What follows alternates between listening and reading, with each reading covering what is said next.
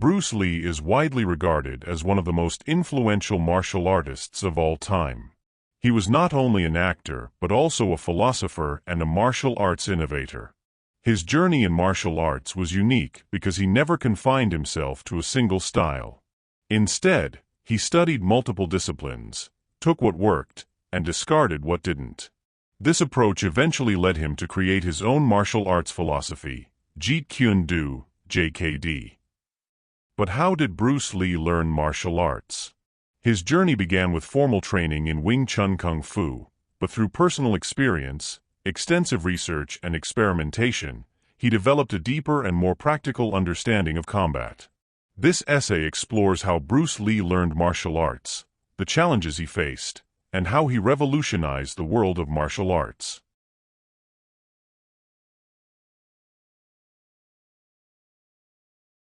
Bruce Lee was born on November 27, 1940, in San Francisco, but he grew up in Hong Kong. As a teenager, he was frequently involved in street fights.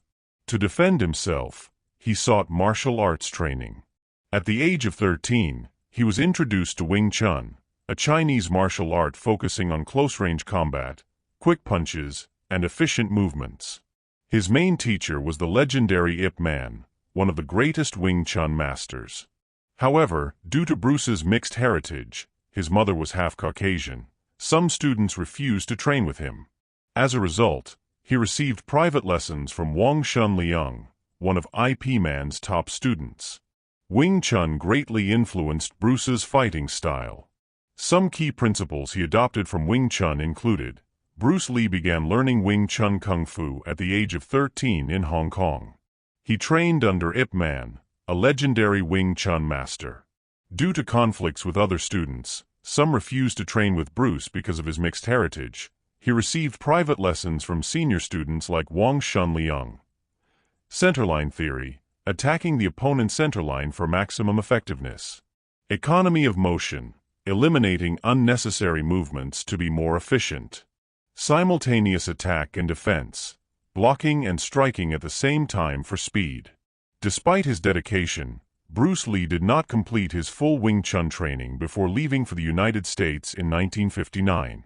However, his foundation in Wing Chun remained a core part of his martial arts philosophy.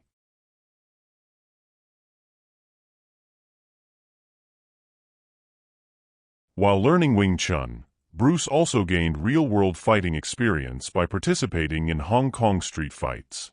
Unlike traditional martial arts competitions, street fights were unpredictable and required adaptability. Bruce also experimented with Western boxing. In 1958, he competed in a boxing tournament in Hong Kong and defeated the three-time champion Gary Elms. This fight taught Bruce the effectiveness of footwork and head movement, which were not emphasized in traditional Chinese martial arts. Bruce was involved in street fights as a teenager, which made him focus on the practical effectiveness of martial arts. From boxing, Bruce adopted powerful and precise punches, footwork to evade attacks, aggressive attack strategies. His street fights and boxing experience made him realize that traditional martial arts had limitations in real combat situations. This realization would later inspire him to explore other fighting styles. He adapted his Wing Chun techniques to real-world combat. From boxing, Bruce adopted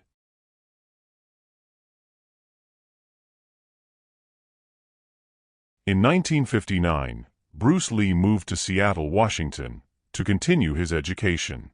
While studying at the University of Washington, he began teaching martial arts to friends and students. His martial arts school was called the Junfan Gung Fu Institute, named after his Chinese name, Li Junfan.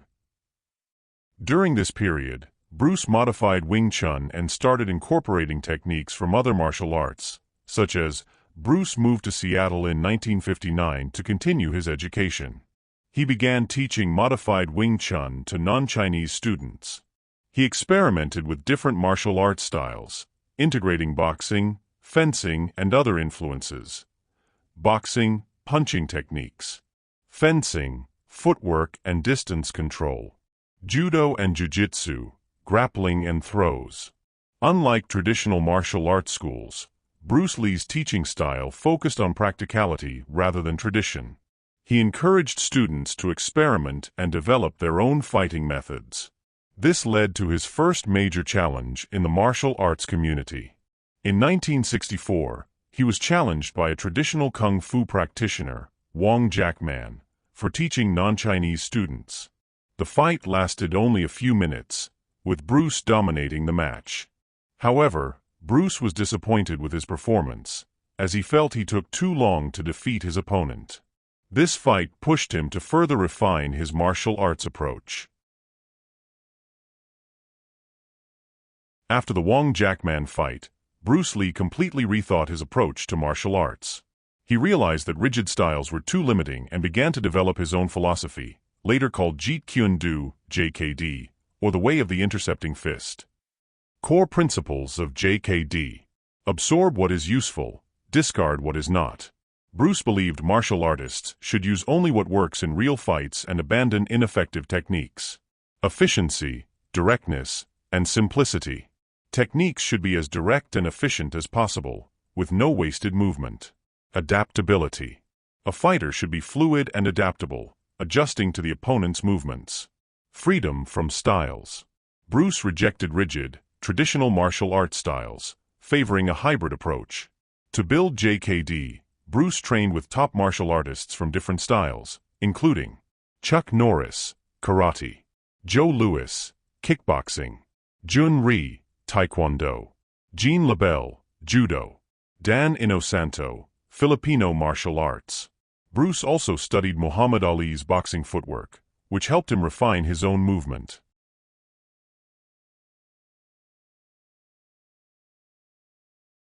Bruce Lee was obsessed with physical conditioning. His training routine included weight training for strength and explosiveness, running and jump rope for endurance, isometric exercises for power, flexibility training to improve kicks and agility. Beyond physical training, Bruce Lee believed that martial arts were also a mental discipline.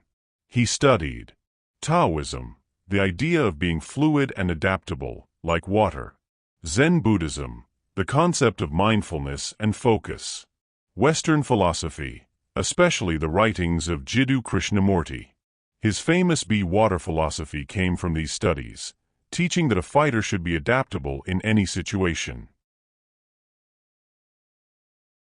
In the early 1970s, Bruce Lee became a global martial arts icon through movies like The Big Boss, 1971; Fist of Fury, 1972; Way of the Dragon, 1972, with Chuck Norris; Enter the Dragon, 1973. His films showcased his realistic and effective fighting techniques, inspiring a new generation of martial artists. Unlike traditional martial arts movies, Bruce's fight scenes were fast, brutal, and efficient, true to his philosophy. Tragically, Bruce Lee passed away in 1973 at the age of 32. However, his influence on martial arts continues to this day, especially in modern MMA. Bruce Lee's martial arts journey was a constant evolution. He started with Wing Chun, gained real-world experience through street fights and boxing, and ultimately developed Jeet Kune Do, one of the first mixed martial arts, MMA systems.